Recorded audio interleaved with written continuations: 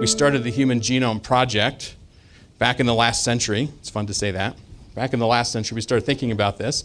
And in order to do that work, we had to come up with some new technology. And basically, we had to bring together semiconductor technology and computer technology into what we did in sequencing. We'd learned to sequence genes a long time before, but there's a lot of genetic material in any individual person to sequence. And so to do that at scale, we had to invent some new things.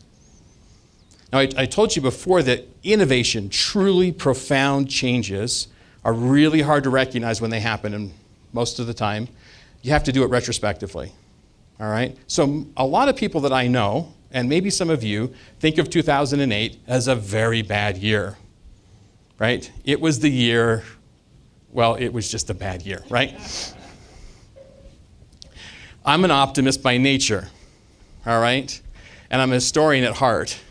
And I'm confident that when the history of the 20th century and medical innovation and great things that changed how we live our lives and what we do is written, the financial market challenges that we experienced in 2008 will be a much shorter paragraph than this.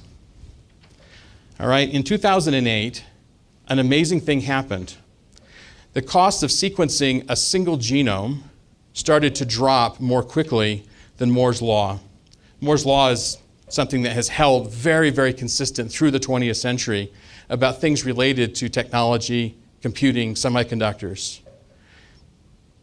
There aren't many things that involve technology that have costs that drop faster than Moore's Law.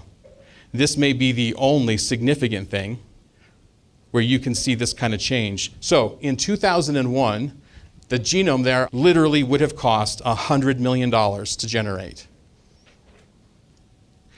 When we announced the results of the collective, people who know what they're doing, right, announced the Human Genome Project results, we had sequenced a handful of humans' genomes, literally just a handful, because it costs on that magnitude. But in 2008, those prices started to drop, those costs, and today, the cost of sequencing a genome, just from the pure technology perspective, is around $5,000 to $10,000.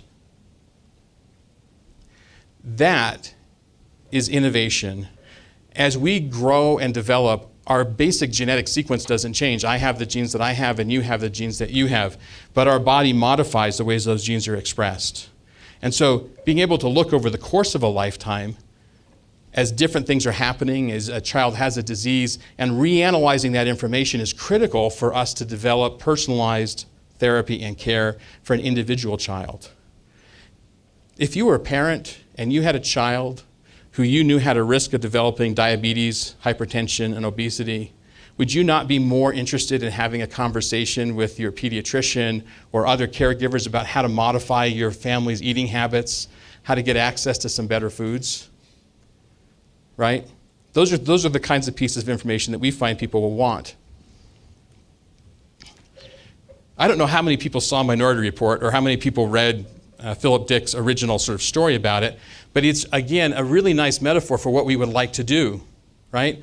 Our goal and aspiration, because we work with little children, we dream big, because kids have big dreams, right? Our big dream is that we want to detect disease before it even happens.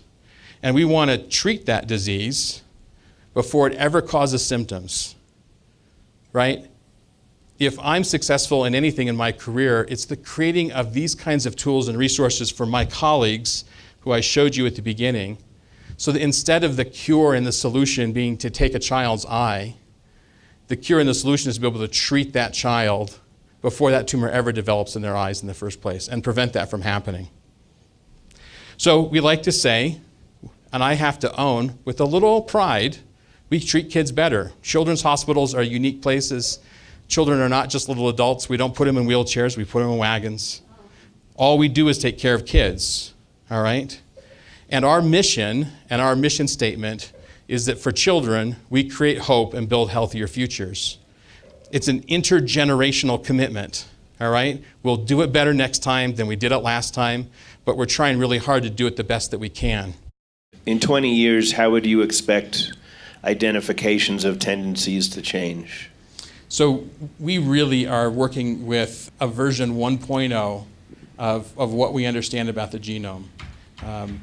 The genome has a number of different ways that you can look at it and levels, and we've really just understood the beginnings of how you look at the sequence of the genes, and not a lot of the other things related to it, which you really have to understand to use this information effectively. Second, we still assemble the genomes of anyone who gets sequenced by comparing it to a couple guys that got sequenced in the Human Genome Project.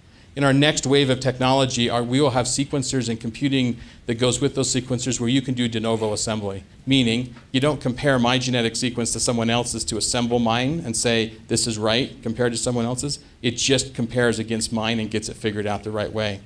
So we are going on iterative cycles here, but we've crested over that innovation loop.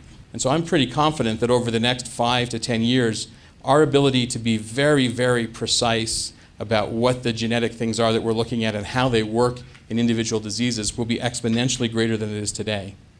But I'm also very confident that biologic systems are complex, and as we learn how those tools work, we discover greater levels of complexity than we anticipated.